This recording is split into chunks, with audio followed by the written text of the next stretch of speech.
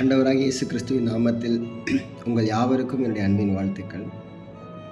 இன்றைக்கும் ஒரே ஒரு விஷயத்தை உங்க கூட சொல்லி உங்களை கிறிஸ்துவுக்குள்ளே உற்சாகப்படுத்த விரும்புகிறேன். ஒரு சின்ன வேர்டு தான், ஒரு சின்ன கோட்ஸ், அழகான ஒரு கோட்ஸ் தான். உன் எதிர்காலத்திற்காக கிறிஸ்துவை தேடாதே, கிறிஸ்துவையே உன் எதிர்காலமாய் தேடு அப்படின்னு சொல்லி ஒரு வார்த்தை.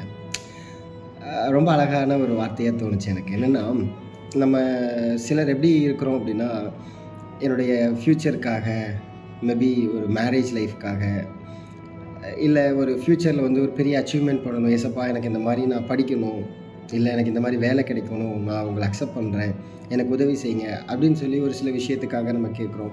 என் கடன் பிரச்சனை மாறணும் ஏசப்பா, அதனால் நான் உங்களை விடமாட்டேன் அப்படின்னு சொல்கிறோம்.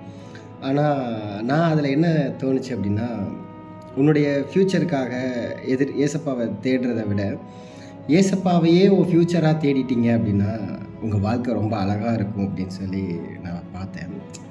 அது ரொம்ப நல்லா அழகான ஒரு வேர்டாக தான் தோணுது. என்னன்னா, நம்ம அப்படி தான், நம்ம முடிஞ்ச அளவுக்கு நம்ம எந்த ஒரு சூழ்நிலையிலையுமே ஏதோ ஒரு விஷயத்துக்காக, ஏதோ ஒரு ஆதாயத்திற்காக நம்ம கிறிஸ்துவை தேடுகிறவர்களாக இல்லாமல், கிறிஸ்துவே நம்மளுடைய ஆதாயமாக்கி கொண்டோம் அப்படின்னா, இம்மையிலையும் சரி, நம்மளுடைய நித்திய வாழ்க்கையிலையும் சரி, ரொம்ப சந்தோஷமான வாழ்க்கை வாழ முடியும்.